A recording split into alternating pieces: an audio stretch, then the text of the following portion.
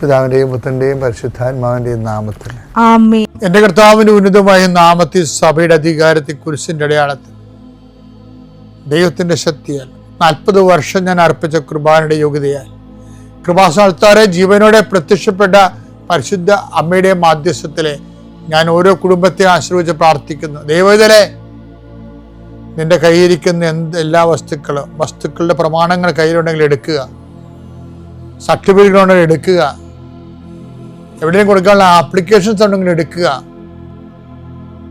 ദൈവത്തിലെ നീ എവിടെയെങ്കിലും പോകുന്നുണ്ടെങ്കിൽ നിന്റെ പാസ്പോർട്ടോ വിസയുടെ കോപ്പിയോ എയർ ടിക്കറ്റോ എന്താണ് നിന്റെ കയ്യിലുള്ളത് ഇപ്പം എടുക്കുക. ദൈവത്തിലെ എവിടെയും കൊടുക്കാനുള്ള ആപ്ലിക്കേഷൻസ് ഉണ്ടെങ്കിൽ അത് എടുക്കുക.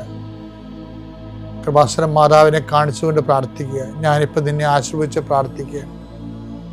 കർത്താവേ, സിവിൽ പോയിന്റ് കുറഞ്ഞതിൻ്റെ പേര് ജോലി കിട്ടാത്തവരുണ്ട്, ജപ്തിയാകാൻ പോകുന്നവരുണ്ട്. ആ പത്രങ്ങളെല്ലാം രേഖകളെല്ലാം നിന്റെ നാമത്തിൽ ഞാൻ ആശീർവദിക്കാൻ പോവുകയാണ്. കർത്താവ്, രേഖകൾ കയ്യിലില്ല, പക്ഷെ മനസ്സിൽ ആ രേഖ ഓർത്ത് പ്രാർത്ഥിക്കുന്നുണ്ട്. ഇപ്പം എടുക്കാൻ പറ്റാത്ത ആ രേഖ എൻ്റെ കയ്യിലുണ്ടായിരുന്നെങ്കിൽ എന്ന് ആഗ്രഹിച്ച് വിഷമിക്കുന്നവരുണ്ട്. കർത്താവ്, ആ രേഖ എവിടെയാണ് ഇരിക്കണത്? അവിടെ നിന്റെ തിരുമുറിവാകുന്ന വലത് കരുത്താൻ ആ രേഖയെ സ്പർശിക്കണമേ.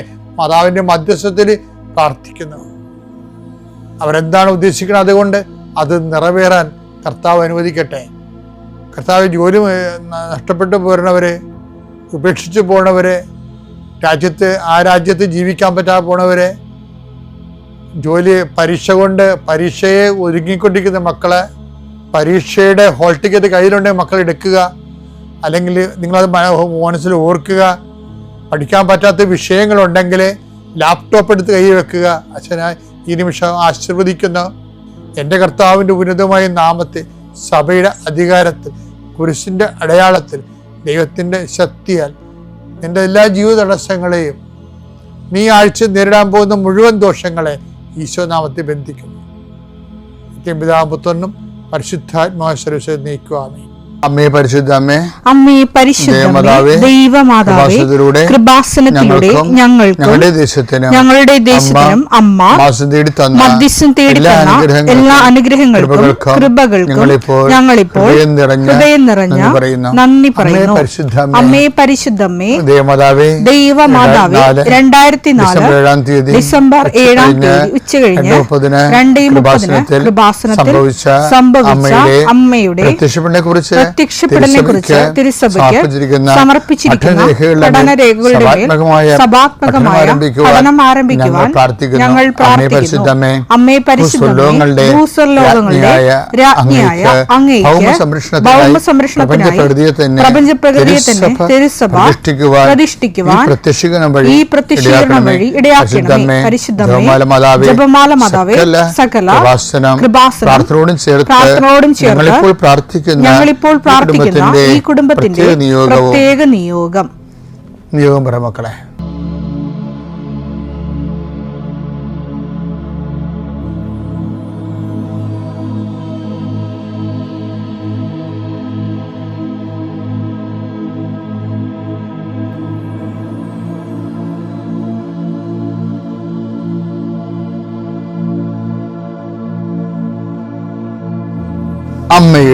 അമ്മയുടെ പ്രത്യക്ഷീകരണത്തിന്റെ ഈ അനുഗ്രഹവേളയിൽ ഞങ്ങൾക്ക് സാധിച്ചു തരുവാൻ കനിയണമേ. ആമേൻ. എന്റെ പ്രിയപ്പെട്ടവരെ, കഴിഞ്ഞ 3 ദിവസങ്ങളിൽ നമ്മൾ വിശ്വാസ വളർച്ചയെ കുറിച്ചാണ്, അതിന്റെ ഓരോ ഘടകങ്ങളെയാണ് പരിശോധിച്ചത്. ഇന്നും അത് തന്നെയാണ് സബ്ജക്റ്റ്. കാര്യം നമ്മൾ പഠിക്കുകയാണ് കർത്താവിനെ, നമ്മൾ പഠിക്കുകയാണ് വചനം, നമ്മൾ പഠിച്ചാണ് ഇപ്പൊ വളരാൻ പോണത് കർത്താവിനെ. അതുകൊണ്ട് ആഴപ്പെടാനുള്ളൊരു സമയമാണിത്. ഇപ്പം ഈ നാലാമത്തെ ഘട്ടത്തിൽ നമ്മൾ കാണുന്നത് അപ്പോസ്തലന്മാർ ഈശോയോട് പറയുന്നുണ്ട്, എന്താണ്? ഞങ്ങളുടെ വിശ്വാസം എന്ന് പറഞ്ഞിട്ട് പറയും, അത് അങ്ങ് വർദ്ധിപ്പിക്കണമെന്ന് പറയും. അപ്പം അവർ ഡയറക്റ്റായിട്ട് കാര്യം മനസ്സിലാക്കി. ഇപ്പം ലൂക്ക 17:5 വായിച്ചേ. അപ്പോൾ അപ്പോസ്തലന്മാർ കർത്താവിനോട് പറഞ്ഞു, ഞങ്ങളുടെ വിശ്വാസം വർദ്ധിപ്പിക്കണമേ. ഞങ്ങളുടെ വിശ്വാസം വർദ്ധിപ്പിക്കണമേ. അപ്പൊ നിങ്ങളോർക്കും അപ്പോസ്തലന്മാർ വിശ്വാസം വർദ്ധിപ്പിക്കുന്ന പറഞ്ഞ സാഹചര്യം നോക്കണം. വെച്ച് കഴിഞ്ഞാൽ ഈശോ പറഞ്ഞ് ഒരുത്തൻ നിങ്ങളോട് തെറ്റ് ചെയ്ത് കഴിഞ്ഞാൽ എത്ര പ്രാവശ്യം ക്ഷമിക്കണമെന്ന് ചോദിച്ചു. അപ്പോൾ കർത്താവ് പറഞ്ഞ് 70 പ്രാവശ്യം ക്ഷമിക്കണമെന്ന് പറഞ്ഞു. ആ മരണത്തോളം ക്ഷമിക്കണമെന്നാണ് പറഞ്ഞത്. അപ്പം അതൊരു ഹെവി ഡ്യൂട്ടി ആയിട്ടുള്ള സബ്ജക്റ്റ് ആയത് കാരണം തങ്ങൾക്ക് അത് പറ്റത്തില്ല. കാരണം ഇവർ പഠിച്ചു വെച്ചിരിക്കുന്നത് കണ്ണിന് പകരം കണ്ണും പല്ലിന് പകരം പല്ലുമാണില്ല. അപ്പോൾ അതിന് അട്ടിമറിച്ചുകൊണ്ട് ആ പുസ്തകം മടക്കി വെച്ചുകൊണ്ടാണ് കർത്താവ് ദൈവരാജ്യത്തിൻ്റെ പ്രമാണങ്ങൾ പഠിപ്പിക്കുമ്പോൾ അപ്പോസ്തലന്മാർ പറയും, ഇതിനുള്ള മുതൽ മുടക്കാനുള്ള ആസ്തി ഭദ്രത ഞങ്ങൾക്കില്ല, ഞങ്ങൾ എന്ത് ചെയ്യണം? ഇങ്ങനെ ക്ഷമിക്കണമെങ്കിൽ ഞങ്ങളുടെ വിശ്വാസം വർദ്ധിപ്പിക്കണമേ. അപ്പോൾ വിശ്വാസത്തിന് വേറൊരു എക്സ്പ്രഷൻ വരികയാണ് ഇവിടെ. എന്താണ്? ക്ഷമ. നമ്മൾ നേരത്തെ സംഭവം കണ്ടില്ല. ഞാൻ 2 തെസ്സലോനിക്കർ 3:1-3 കണ്ടില്ലേ? വിശ്വാസം വളരുന്നതനുസരിച്ച് കൊണ്ട് പരസ്നേഹം വളരുന്നത് നമ്മൾ കണ്ടേ കഴിഞ്ഞ ദിവസങ്ങളിൽ. ഇപ്പോഴെന്താ പറയണത്? അന്ന് വിശ്വാസത്തിന് സ്നേഹമെന്നുള്ള ഒരു പേരുണ്ടായിരുന്നു. വിശ്വാസം വളർന്നിട്ട് അത് വേറെ വേറെ രൂപങ്ങൾ സ്വീകരിക്കുകയാണ് ചെയ്യണത്. ഇപ്പോഴെന്താണ് വചനം പറയണത്? വിശ്വാസത്തിനെ വളർച്ച മുറ്റിയ പൂർണ്ണമാക്കിയ വിശ്വാസത്തിന് ക്ഷമയെന്നുള്ളൊരു പേരുണ്ടെന്നാണ്. അപ്പം നിനക്ക് ക്ഷമിക്കാൻ കഴിയുന്നില്ല എന്ന് പറഞ്ഞാൽ നിനക്ക് വിശ്വാസമില്ലെന്നാണ് ദൈവം അസസ് ചെയ്യണത്. അല്ല നിനക്ക് വൈകാര്യമായിട്ട് അതിന് കഴിവില്ലെന്ന അങ്ങനൊന്നുമല്ല, നിനക്ക് വെറുപ്പാണ് അങ്ങനെയൊന്നുമല്ല ദൈവം കണക്കാക്കണത്. അതൊക്കെ മനുഷ്യന്മാർ. നിനക്ക് ഒരാളെ ക്ഷമിക്കാൻ കഴിയുന്നില്ലെങ്കിൽ ദൈവം അസസ് ചെയ്യണത് നിനക്ക് വിശ്വാസമില്ലെന്നുള്ളതാണ്. ഇതൊരു അപകടകരമായ കാര്യമാണ്. ഇപ്പോൾ ഉടമ്പടിക്കാർ പ്രത്യേകം ശ്രദ്ധിക്കണം. ആരെങ്കിലും ക്ഷമിക്കാത്തവരുണ്ടെങ്കിൽ നിങ്ങൾ അവിശ്വാസിയായ ദൈവദർശനത്തിൽ അവശേഷിക്കുകയാണ്. ഈ സിറ്റുവേഷൻ ചേഞ്ച് ചെയ്യും. വിശ്വാസ പ്രമാണം. സർവശക്തനായ പിതാവും ആകാശത്തിന്റെയും ഭൂമിയുടെയും സൃഷ്ടാവുമായ ദൈവത്തിൽ ഞാൻ വിശ്വസിക്കുന്നു. അവിടുത്തെ ഏകപുത്രനും ഞങ്ങളുടെ കർത്താവുമായ ഈശോമിശിഹായിലും ഞാൻ വിശ്വസിക്കുന്നു. ഈ പുത്രൻ പരിശുദ്ധാത്മാവിനാൽ ഗർഭസ്ഥനായി കന്യകാമറിയത്തിൽ നിന്ന് പിറന്ന് പൊന്തിയോസ് പീലാത്തോസിന്റെ കാലത്ത് പീഡകൾ സഹിച്ച് കുരിശിൽ തറയ്ക്കപ്പെട്ട് മരിച്ച് അടക്കപ്പെട്ട് പാതാളങ്ങളിൽ ഇറങ്ങി മരിച്ചവരുടെ ഇടയിൽ നിന്ന് 3-ാം നാൾ ഉയർത്ത് സ്വർഗത്തിലേക്ക് എഴുന്നള്ളി സർവശക്തിയുള്ള പിതാവായ ദൈവത്തിന്റെ വലതുഭാഗത്തിരിക്കുന്നു. അവിടെ നിന്ന് ജീവിക്കുന്നവരെയും മരിച്ചവരെയും വിധിക്കുവാൻ വരുമെന്നും ഞാൻ വിശ്വസിക്കുന്നു. പരിശുദ്ധാത്മാവിലും ഞാൻ വിശ്വസിക്കുന്നു. വിശുദ്ധ കത്തോലിക്കാ സഭയിലും പുണ്യവാന്മാരുടെ ഐക്യത്തിലും പാപങ്ങളുടെ മോചനത്തിലും ശരീരത്തിന്റെ ഉയർപ്പിലും നിത്യമായ ജീവിതത്തിലും ഞാൻ വിശ്വസിക്കുന്നു. ആമേൻ. സ്വർഗ്ഗസ്ഥനായ ഞങ്ങളുടെ പിതാവേ, അങ്ങയുടെ നാമം പൂജിതമാകണമേ. അങ്ങയുടെ രാജ്യം വരണമേ. അങ്ങയുടെ തിരുമനസ് സ്വർഗത്തിലെ പോലെ ഭൂമിയിലുമാകണമേ. അന്നു വേണ്ടുന്ന ആഹാരം ഇന്ന് ഞങ്ങൾക്ക് തരണമേ. ഞങ്ങളോട് തെറ്റ് ചെയ്യുന്നവരോട് ഞങ്ങൾ ക്ഷമിക്കുന്നത് പോലെ ഞങ്ങളുടെ തെറ്റുകൾ ഞങ്ങളോടും ക്ഷമിക്കണമേ. ഞങ്ങളെ പ്രലോഭനത്തിൽ ഉൾപ്പെടുത്തരുതേ, തിന്മയിൽ ഞങ്ങൾ രക്ഷിക്കണമേ. ആമേൻ. നന്മ നിറഞ്ഞ മറിയമേ സ്വസ്തി. കർത്താവ് അങ്ങയുടെ കൂടെ സ്ത്രീകളിൽ അങ്ങ് അനുഗ്രഹിക്കപ്പെട്ടവളാകുന്നു. അങ്ങയുടെ ഉദരത്തിൻ ഫലമായി ഈശോ അനുഗ്രഹിക്കപ്പെട്ടവനാകുന്നു. പരിശുദ്ധ മറിയമേ, തമ്പുരാന്റെ അമ്മേ, പാപികളായ ഞങ്ങൾക്ക് വേണ്ടി ഇപ്പോഴും ഞങ്ങളുടെ മരണസമയത്തും തമ്പുരാനോട് അപേക്ഷിക്കണമേ. ആമേൻ. ഉടമ്പടി എടുത്തു കഴിഞ്ഞാൽ പിന്നെ ബൈലാറ്ററൽ എഗ്രിമെൻ്റ് ആണ്. പിന്നെ നിങ്ങൾ ദൈവത്തിന് പ്രയോജനമുള്ള ആൾക്കാരായിട്ട് മാറിയിട്ട് പിന്നെ ഉടമ്പടി തന്നെ ആയിരിക്കണം നിങ്ങളുടെ ജീവിതത്തിൻ്റെ ഏറ്റവും വലിയ ലക്ഷ്യമെന്ന് പറയുന്നത്. ഞാൻ ഉടമ്പടി എടുത്ത് വ്യക്തിയാണെന്നുള്ള ബോധം വർദ്ധിപ്പിച്ചിട്ട് ദൈവത്തിന് വേണ്ടി ജീവിതം മാറ്റിവെക്കുന്ന ഒരവസ്ഥയാണ്. അപ്പം എന്നാൽ ദൈവത്തിന് തോന്നണം നിങ്ങൾ ഉടമ്പടിയിലാണെന്ന്. എന്നാൽ ഇത് എളുപ്പമാണ്. ഇവരിങ്ങനെ വൃത്തിമനായിട്ട് ഉടമ്പടി ചെയ്യുന്ന ആളാണ്. അപ്പോൾ ഈ വൃത്തിമനായിട്ട് ഉടമ്പടി ചെയ്യുന്ന കാരണം ഇവർ ഒരു സ്പെഷ്യൽ ഒരു ആശുപത്രി ചെന്നപ്പോൾ വേറെ എന്താ അസുഖത്തിനാണ് ഒരു സൂപ്പർ സ്പെഷ്യാലിറ്റി ആശുപത്രി ചെന്നത്. അവിടെ ഈ കേൾവിക്കുള്ള 20% കുറവ് ആ ഡോക്ടറിനോട് പറയും ഇവർ, ഞാൻ അശ്വതിയുടെ പേരൊന്നും പറയണില്ല, അത് ശരിയല്ലല്ലോ. അങ്ങനെ പറഞ്ഞു കഴിയുമ്പോൾ ഇവളുടെ അപ്പൻ, ഈ എയിലിൻ്റെ അപ്പൻ ഡോക്ടറിനോട് പറയും, ആ ഇയറിൻ്റെ കാര്യത്തിൽ ഞങ്ങൾ വേറെ ട്രീറ്റ്മെൻറ്റിലാണ്. അതുക്ക് മുമ്പ് ഇവരൊരു പണി ചെയ്യും. എന്ന് വെച്ച് കഴിഞ്ഞാൽ ഇവർ വന്ന് ഉടമ്പടി ചെയ്തിട്ട് ഉടമ്പടി തൈലം ചെവി തേക്കും, പ്രാർത്ഥിച്ച്. ചെവിയുടെ അകത്തൊഴിക്കാമെന്ന് ഞാൻ പറഞ്ഞിട്ടില്ല കേട്ടോ, നിങ്ങൾ തേച്ച് പ്രാർത്ഥിക്കാം. ദൈവത്തിന് എവിടത്തെ വെച്ചാലും നിങ്ങളുടെ ഉദ്ദേശം മനസ്സിലാവും. അല്ല ഉണ്ടാക്കി തന്നെ കൊണ്ട് ഒഴിക്കണം നിർബന്ധമില്ല.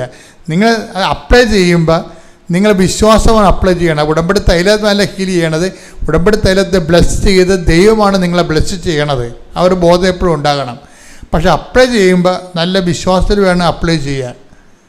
യേശു കർത്താവാണെന്ന് അധരം കൊണ്ട് ഏറ്റു പറയുന്ന ഹൃദയത്തിൽ ദൈവനെ മരിച്ചെന്ന് ഉയർപ്പിച്ചെന്ന് ഹൃദയത്തിൽ വിശ്വസിക്കുന്ന ആ വിശ്വാസത്തിലാണ് ഇത് വിശ്വപ്രമാണം ചെയ്യാൻ അപ്ലൈ ചെയ്യേണ്ടത്. അല്ല വെറുതെ ഇങ്ങനെ എണ്ണ തൂക്കണ പോലെ, മരുന്ന് തൂക്കണ പോലെ, ഓയിൽമെൻ്റ് ഇടണ പോലെ ഇടരുത്.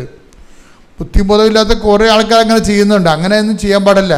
ഇത് ആപ്ലിക്കേഷൻസ് എന്ന് പറഞ്ഞത് ഫെയ്ത്താണ് ആപ്ലിക്കേറ്റ് ചെയ്യണത്, അല്ലാതെ ഓയിലല്ല ആപ്ലിക്കേറ്റ് ചെയ്യണത്. അപ്പോൾ ഫെയ്ത്താണ് ആപ്ലിക്കേറ്റ് ചെയ്യണം എന്നുള്ളതിനെക്കുറിച്ച് നമുക്കൊരു ബോധം ഉണ്ടാകണം. അപ്പോൾ ഏകാഗ്രതയോടെയും ഭക്തിയോടെയും പ്രാർത്ഥനയോടെയും ഒക്കെ വേണം ആ വിഷയങ്ങളെല്ലാം ചെയ്യാൻ. അങ്ങനെയൊക്കെ ചെയ്തിട്ട് ഇവൾ ഡോക്ടറുടെ അടുത്ത് ചെല്ലുമ്പോൾ ഇവളുടെ അപ്പം പറയും, ഞങ്ങൾ ഒരു വിനീത് ഡോക്ടറിനെ കാണാൻ പോവുകയാണെന്ന് പറയും. വിനീത് പറഞ്ഞിട്ടാണ് ഇങ്ങോട്ട് വന്നതെന്ന് പറയും. വിനീത് പറഞ്ഞിട്ടാണ് ഇപ്പോൾ ഈ ഹോസ്പിറ്റലിൽ വന്നത്, ഞങ്ങളുടെ ENT കാര്യത്തിന് വിനീതിനെ കാണുന്നത് പറയും. ഉടനെ ആ ഡോക്ടർ പറയും, നിങ്ങൾ വിനീതിനെ തന്നെ കാണണം, വിനീതാണ് ഇതിൻ്റെ എക്സ്പേർട്ട്, അതുകൊണ്ട് ഞാൻ ഫയൽ അങ്ങോട്ട് മാറ്റുകയെന്ന് പറയും. അതിൻ്റെ ഫയൽ നിങ്ങൾ വിനീതിനെ പോയി കണ്ടോളാൻ പറയും അടുത്ത മുറിയിൽ. അപ്പോൾ ഇവർക്ക് ആ പാടൊരു കുഴപ്പം, എവിടെ എന്തൊരു കുഴപ്പം സംഭവിച്ചു എന്ന് വെച്ച് കഴിഞ്ഞാൽ, ഈ വിനീത് എന്ന് പറയുന്ന ഡോക്ടർ ഇവിടെ ഇരിക്കുന്ന ഡോക്ടറല്ല, ഇവളെ ചികിത്സിക്കുന്ന ENT ആണ് കോട്ടയത്ത്. അത് ആ ഡോക്ടറിൻ്റെ പേര് വിനോദം എന്നാണ്. നിങ്ങൾ കാര്യം ഒരു കഥപട പോക്കണ്ട, ആ ഡോക്ടറിൻ്റെ പേര് വിനോദം എന്നാണ്.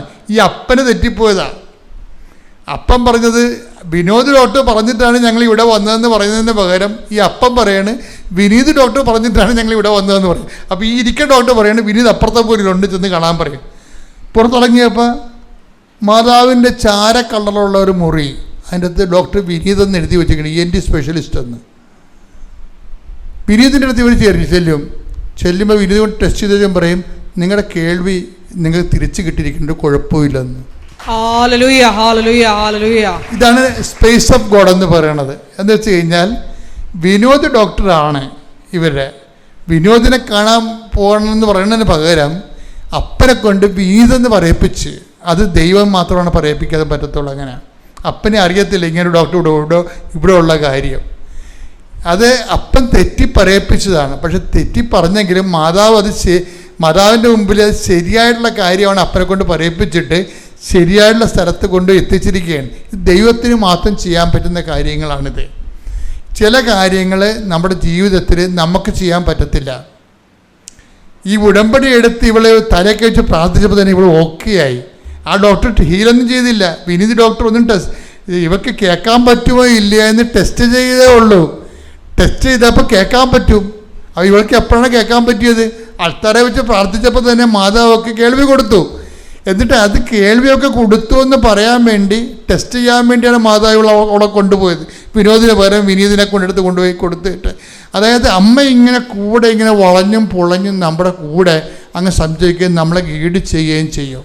നീ നടക്കേണ്ട വഴി നിൻ്റെ മുഖത്ത് നോക്കി ഞാൻ നിന്നെ ഉപദേശിക്കുമെന്ന് പറയണത് നീ ഉടമ്പടിയിലാണ് നമുക്കത് മനസ്സിലാകണത്. ശ്രുതിക്കട്ടെ ഹല്ലേലൂയ.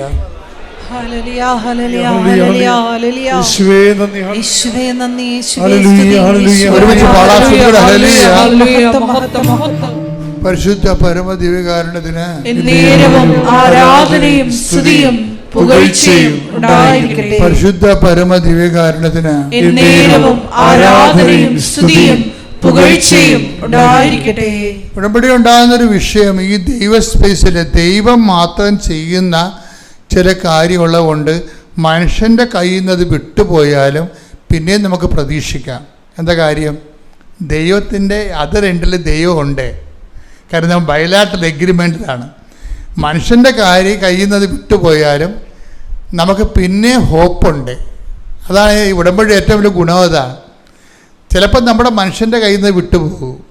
പക്ഷേ എന്നാലും ഇപ്പം നിങ്ങളുടെ പഠനമോ അല്ലെങ്കിൽ നിങ്ങളുടെ വസ്തു എടുക്കണതോ അല്ലെങ്കിൽ നിങ്ങളുടെ രോഗത്തെക്കുറിച്ച് ഡോക്ടർ പറഞ്ഞിരിക്കുന്നത് ഇനി അറിയിക്കേണ്ടവരൊക്കെ അറിയിക്കാൻ പറഞ്ഞാലും എഴുതി തള്ളിയാലും, അതുപോലെ ഇങ്ങനെ എന്ത് മനുഷ്യൻ്റെ കയ്യിൽ നിന്ന് വിട്ടുപോയാലും പിന്നെയും നമുക്ക് ഹോപ്പുണ്ട്. എന്താ കാര്യം? ദൈവത്തിൻ്റെ അതർ എൻഡിലുള്ള ദൈവമാണ്. നിങ്ങളെപ്പോഴും ചെയ്യേണ്ടത് നിങ്ങളെ വിശ്വാസത്തെ മുറുകെ പിടിക്കണം. നേടിയതിനെ എപ്പോഴും മുറുകെ പിടിക്കണം. ടേക്ക് ഇവിടെ ശ്രുതിയുടെ ഹല്ലേലൂയ. നേടിയതിനെ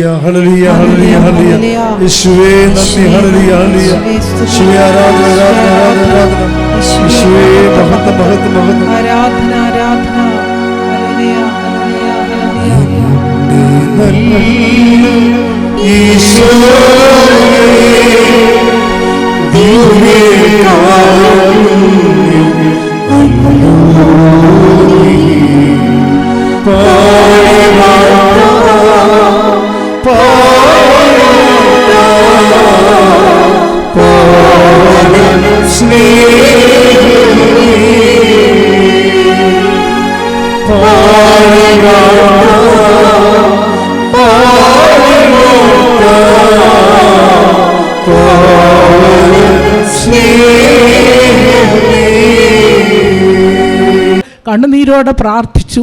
അമ്മ അവർക്ക് ഇത് കൊറോണ ന്യൂമോണിയ ഒന്നും ആകാതെ തന്നെ പൂർണ്ണ സൗഖ്യം കൊടുത്ത് അവനെ പൂർണ്ണമായിട്ടും അനുഗ്രഹിച്ചു. അപ്പോൾ ആ അവസരത്തിൽ അവർ വാടക വീട്ടിലായിരുന്നു താമസിച്ചുകൊണ്ടിരുന്നത്. അപ്പോൾ ഞങ്ങൾ കണ്ണുനീരോടെ പ്രാർത്ഥിച്ചു. മാതാവിൻ്റെ മധ്യസ്ഥം തന്നെ വിളിച്ച് എൻ്റെ കൃപാസനം അമ്മേ, കുഞ്ഞുങ്ങൾക്ക് താമസിക്കാൻ നല്ലൊരു വീട് ഒരുക്കി കൊടുക്കണമേ എന്ന് പറഞ്ഞിട്ട് അമ്മയുടെ വലിയ മധ്യസ്ഥതയാൽ നല്ലൊരു വീട് അവന് കഴിഞ്ഞ ജനുവരിയിൽ തന്നെ എടുക്കുവാനും അതിൽ താമസിക്കുവാനുമുള്ള അനുഗ്രഹം ലഭിച്ചു. അതുപോലെ അവന് പ്രമോഷൻ വളരെ ബുദ്ധിമുട്ടായിരുന്നു. ജോലി സമയത്ത് പ്രമോഷൻ കിട്ടാനൊക്കെ. കാരണം അവൻ്റെ മാനേജർ എപ്പോഴും ഇവൻ്റെ പ്രമോഷനും ശമ്പള വർധനവും ഒക്കെ തടഞ്ഞു വെച്ചുകൊണ്ടിരുന്നു. അപ്പോൾ ഞങ്ങൾ മാതാവിൻ്റെ മധ്യസ്ഥതയിൽ ഉടമ്പടി പ്രാർത്ഥനയിൽ ഇത് ചേർത്ത് വെച്ച് ഡെയിലി പ്രാർത്ഥിക്കാൻ തുടങ്ങി. അപ്പോൾ അവന് ഡബിൾ പ്രമോഷൻ കിട്ടുകയും ശമ്പളം അതുപോലെ തന്നെ കൂട്ടി കിട്ടുകയും ചെയ്തു. അമ്മയ്ക്കും തിരുക്കുമാരനും നന്ദി പറയുന്നു. അതുപോലെ തന്നെ രണ്ടാമത്തെ മകന് 30 വയസ്സായിട്ടും വിവാഹമൊന്നും ശരിയാകുന്നില്ലായിരുന്നു. അപ്പോഴും ഞങ്ങൾ ഉടമ്പടി പ്രാർത്ഥന വെച്ചു മകനെ കൊണ്ട് ഓൺലൈനിലും ഉടമ്പടി എടുപ്പിച്ചു. ഞങ്ങൾ പ്രാർത്ഥിച്ചതിൻ്റെ ഫലമായി പെട്ടെന്ന് തന്നെ ഒരാഴ്ചയ്ക്കുള്ളിൽ തന്നെ നല്ലൊരു വിവാഹാലോചന വന്നു. ഒരു പെൺകുട്ടിയെ മാത്രമേ ഞങ്ങൾ കണ്ടുള്ളൂ. ആ ഒറ്റ ആലോചനയിൽ തന്നെ 2 വീട്ടുകാർക്ക് ഇഷ്ടപ്പെടുകയും കല്യാണം എല്ലാം ആലോചന മുന്നോട്ട് പോവുകയും ചെയ്തു. ഈ കഴിഞ്ഞ ആഴ്ച 8-ാം തീയതി വിവാഹം ഉറപ്പിക്കുകയും ജൂലൈ 2-ന് കല്യാണം നടത്താനായിട്ട് തീരുമാനിക്കുകയും ചെയ്തിട്ടുണ്ട്. അമ്മയ്ക്കും തിരുക്കുമാരനും നന്ദി പറയുന്നു. അതുപോലെ തന്നെ 2021 ഒക്ടോബറിൽ എൻ്റെ ഇടത് ബ്രസ്റ്റിന് ഭയങ്കര വേദനയും നീരുമായിരുന്നു. എനിക്ക് ഡ്രസ്സൊക്കെ ഇടാൻ വളരെ ബുദ്ധിമുട്ടായിരുന്നു. ഞാൻ എപ്പോഴും ഇന്ന് കരയുമായിരുന്നു.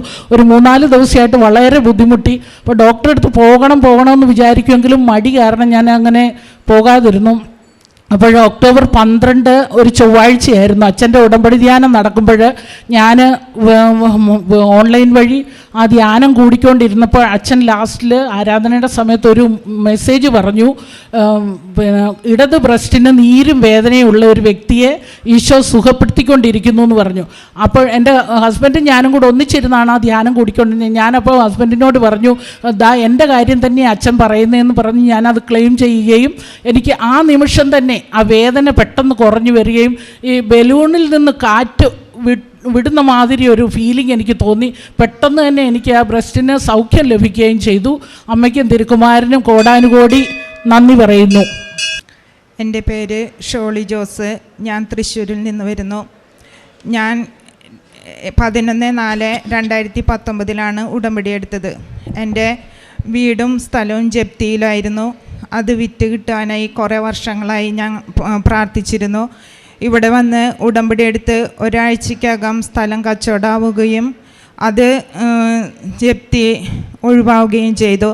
ഞങ്ങൾക്ക് വേറെ സ്ഥലവും വീടും വേറെ പണിത് മാറുന്നത് വരെ അതിൽ പഴയ വീട്ടിൽ താമസിച്ചോളാൻ മേടിച്ച ആൾ സമ്മതിക്കുകയും ചെയ്തു. അതിനുശേഷം ഞങ്ങൾ ആഗസ്റ്റ് 21 വേറെ വീട്ടിൽ പുതിയൊരു വീട് പണിത് അതിൽ താമസമായി. പിന്നെ എൻ്റെ മക്കൾക്ക് വേണ്ടിയാണ് ഞാൻ സാക്ഷ്യം പറയുന്നത്. എൻ്റെ 2 മക്കളും, ഒരാൾ +2-നും ഒരാൾ 10-ലുമാണ് പഠിച്ചിരുന്നത്. അതിന് പരീക്ഷയ്ക്ക് ഉന്നത വിജയം ലഭിക്കാൻ വേണ്ടി ഞാൻ നിയോഗം വെച്ച് പ്രാർത്ഥിച്ചിരുന്നു. അതിൻ്റെ ഫലമായി എൻ്റെ മകൾക്ക് +2-ന് ഫുൾ A+ ലഭിക്കുകയും എൻ്റെ മകന് 10-ൽ ഉന്നത വിജയം ലഭിക്കുകയും ചെയ്തു. അമ്മയെ മാതാവേ അങ്ങേക്ക് ആയിരം നന്ദി പറയുന്നു. എൻ്റെ പേര് മോളി ആൻ്റണി. എൻ്റെ മകൾക്ക് കല്യാണം കഴിഞ്ഞ് 6 വർഷമായിട്ട് മക്കളില്ല. ചെന്നൈയിൽ നിന്നാണ് ഞങ്ങൾ വരുന്നത്. പല പല ഡോക്ടറെ കണ്ടും പല ട്രീറ്റ്മെൻറ്റുകൾ ചെയ്തു. എൻ്റെ മകൾക്ക് ഒന്നും സാധിച്ചില്ല. അവസാനം കൃപാസനത്തിലെ മാതാവിൻ്റെ കാര്യം ഞാൻ എൻ്റെ ചേച്ചി മുഖാന്തരം അറിയുവാനിടയായി. അപ്പോൾ ഞങ്ങൾ പല പ്രാവശ്യം വരാൻ ഒരുങ്ങിയിട്ടും ഞങ്ങൾക്കിവിടെ വരാൻ സാധിച്ചില്ല. പല പല തടസ്സങ്ങളായിരുന്നു. അവസാനം 2020 ജനുവരി 23 ഞങ്ങൾ കൃപാസനത്തിൽ വന്ന് ഞാൻ ഉടമ്പടി എടുക്കുകയും മോൾക്ക് വേണ്ടി മാതാവിനോട് കരഞ്ഞു പ്രാർത്ഥിച്ചിട്ട് പോയി. അവിടെ ചെന്ന് 1.5 മാസം കഴിഞ്ഞ് എൻ്റെ മകൾ പ്രഗ്നൻ്റായി. 6 വർഷത്തിന് ശേഷം മാതാവ് ചെയ്ത അനുഗ്രഹത്തിനായി നന്ദി. ദൈവകുമാരനും നന്ദി. പേര് സുധർമ്മ തെരേസ. വീട് തൃശ്ശൂർ കാട്ടൂരാണ് വീട്. ഞാൻ 2019 മെയ് 16 വന്നാണ് ഇവിടെ ഉടമ്പടി എടുത്തത്. ഉടമ്പടിയിൽ 6 നിയോഗങ്ങൾ വെച്ചത് എല്ലാം സാധിച്ചു കിട്ടി. അതിൽ 1ാമത്തെ നിയോഗം, സ്വന്തമായിട്ടൊരു ഭവനം ഉണ്ടായിരുന്നില്ല, സ്ഥലം ഉണ്ടായിരുന്നില്ല എനിക്ക്. അത് മാതാവിനോടും ഈശോയോടും പ്രാർത്ഥിച്ചതിൻ്റെ ഫലമായിട്ട് എനിക്കത് ലഭിച്ചു. പിന്നെ എൻ്റെ മകന് ഖത്തറിൽ ജോലിക്ക് പോയിട്ട് അവിടെ മെഡിക്കൽ ചെക്കപ്പ് നടത്തിയപ്പോൾ തിരിച്ചു പോരാൻ പോയതാണ്. ആ സമയത്താണ് ഞാനിവിടെ വന്ന് ഉടമ്പടി എടുത്തത്. എൻ്റെ അടുത്ത ഇടവകയിലെ പള്ളിയിൽ നിന്നൊരു പത്രം കിട്ടി. ആ പത്രം കൊണ്ട് വഴി അറിയാതെ ആ പത്രം പിടിച്ച് ഞാനിവിടെ വന്നതാണ്. അന്ന് ഉടമ്പടി കണ്ണീരോട് കൂടി എടുത്തു. ആ മെയ് 25 എൻ്റെ മകൻ തിരിച്ചു വരേണ്ടതാണ്. ഇവിടെ 16 വന്ന് ഉടമ്പടി എടുത്തു.